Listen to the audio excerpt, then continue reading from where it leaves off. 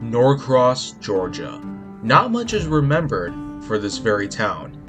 However, one night in the year 1942, that would all change. Two Southern Railway steam engines, plus one pickup, resulted in a collision that etched the town's own name in history.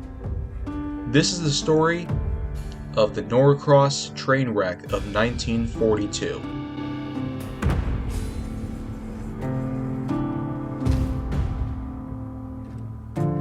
Before we talk about the wreck, let's talk a bit about the trains themselves. In 1926, the Southern Railway will create a total of 12 PS4 class steam engines.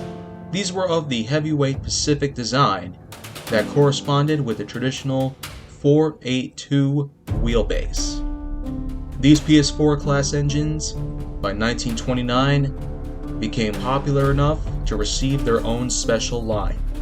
A 37-hour passenger route known as the Crescent Limited ran from New York to Louisiana. However, this didn't take very long for the trains to eventually grind to a halt. 3 days after the inauguration of the Crescent Limited in October of 1929 was when the infamous Great Depression took place, with the date of Black Thursday. The Great Depression forced the trains to halt all operations. The cessation of the Crescent Limited became one great challenge for the Southern Railway to take hold. And by 1935, they were able to get the trains back up and running. And within a few more years, the Crescent Limited would just be simplified as the Crescent. Dieselization would take place within 2 years after the train's reintroduction. While 1941 was the starting point for dieselization across the Southern Railway, and in the years that followed, many more diesels would sprawl throughout the rest of the country. There was an accident in particular that occurred in Norcross, Georgia, which saw the near end to the careers of 2 of the PS4 class engines. And of course, that's what we're here to talk about. So let's get started. April 25th, 1942. Southern Railway PS4 Class 1401, as well as Southern Railway PS4 Class 1403, would make its way down to Washington, D.C., on its way from Atlanta, Georgia. The trains consisted of 2 locomotives, plus a baggage car, a dining car, a mixed passenger and baggage car, as well as 4 coaches and 4 sleepers. While not much is known about the total passenger and crew regiment that were counted at the night of the accident, there was fireman M.J. Hudgens and engineer Peggy Woodall, whom were operating the engines at the time of the wreck. At 6:30 p.m. Eastern Standard Time, the train, known as Train 30 or the Atlanta Special, departed from Atlanta Station. The terminal station, which unfortunately would be the last stop that the engines would make for that night in particular. The trains intended to go through the states of Georgia, South Carolina, North Carolina, and eventually Virginia, where it is to go to its final destination in Washington, D.C. Meanwhile, a 1.5-ton red Chevrolet pickup truck was traveling down the road towards Park Crossing, which nowadays is known as Jones Street. The crossing in particular did have the necessary equipment that would make it safe, but unfortunately, a problem showed up. Irvin Bailey, the owner of the truck, had unfortunately had some problems operating his vehicle. He found out that it was evidently going to stall on top of the tracks. He attempted to jump to the second gear in order to try to make it through without stalling, but unfortunately, nothing happened. The truck evidently got hit right on the tracks. Because of this, he noticed that the train was coming, and rather than try to push it off, he bailed out moments before a collision. The train derailed after colliding with the truck, landing on the sides. The locomotives themselves end up with some damage. 1401's cowcatcher is badly mangled as it slammed onto its right side, and the second locomotive fell to the left rather than the right, like the first one did. As for some of the passenger cars, they also suffered varying degrees of damage. Thankfully, not a single person was killed.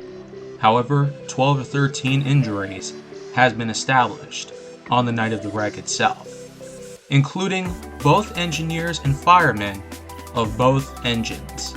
Engine 1401's crew, which consisted of engineer Bill Latimer and fireman Robert Dorset, they both managed to jump out of the cab right before the trains derailed. And of course, with the second engine, 1403, its crew, which included of Peggy Woodall, the engineer, as well as the firemen, they also ended up getting out, practically unscathed, unlike the first crew.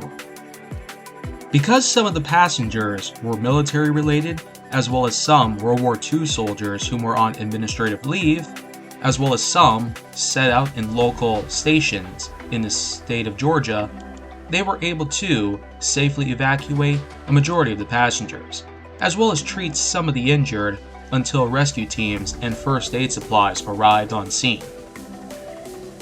The Norcross Home Guard was able to dispatch rescue teams, and because of how important the track itself was, following the accident, the Southern Railway, as well as others, were able to step in and establish a repair crew in order to fix the damage done to both the tracks, the truck, and the train itself.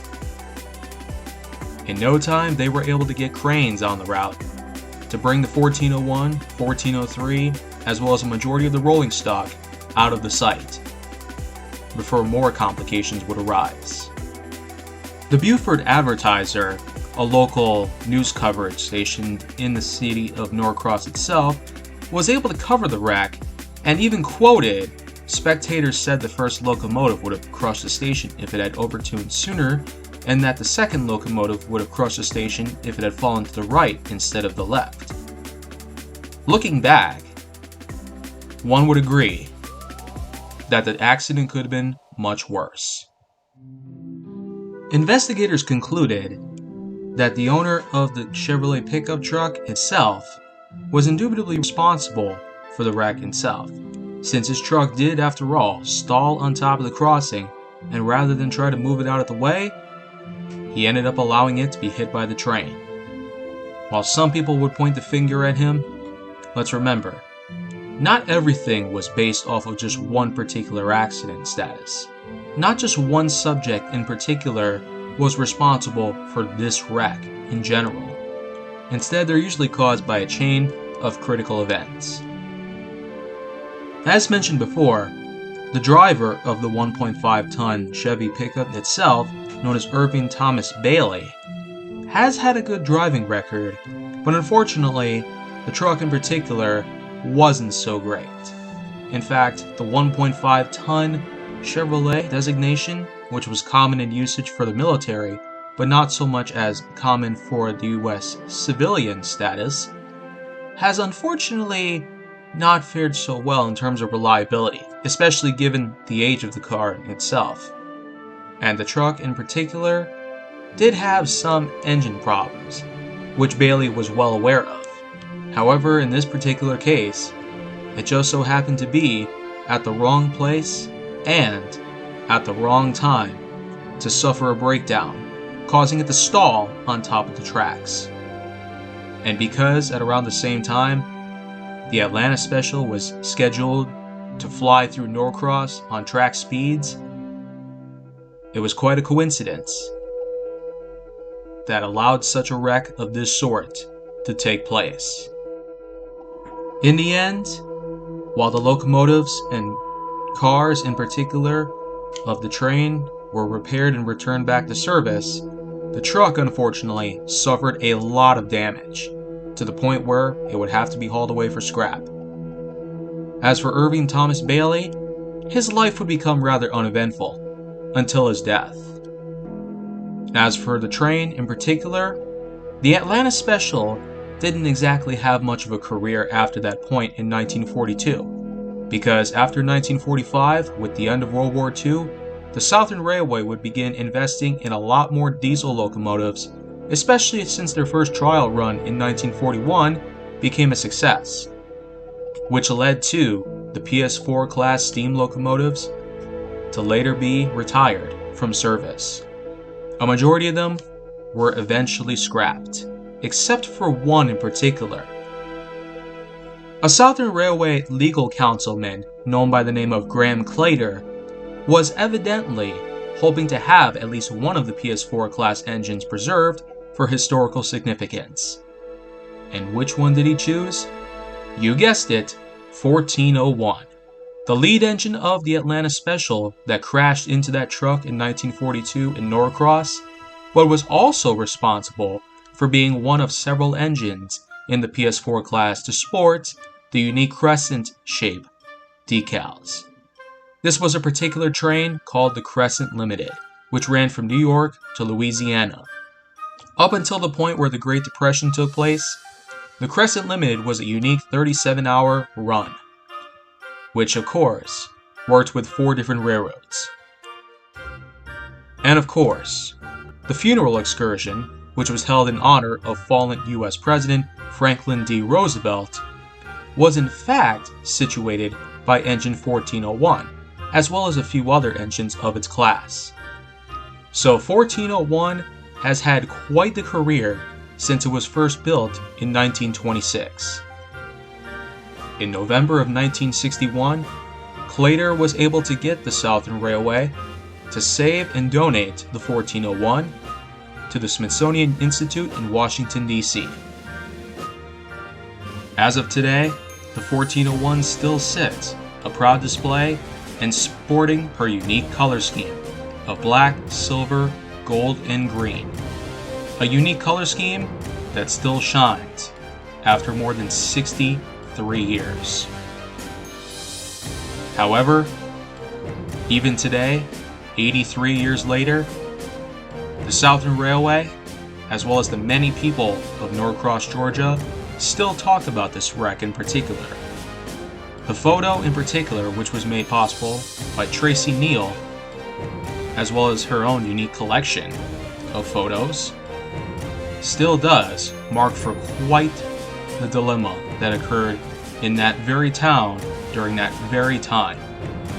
Lots of changes came and went through the town as the years went on, but even today, many still hold memories close to them, even as they grow older, proving that once and for all, a wreck that is decades old shall never truly be forgotten in the eyes of the local personnel of Georgia.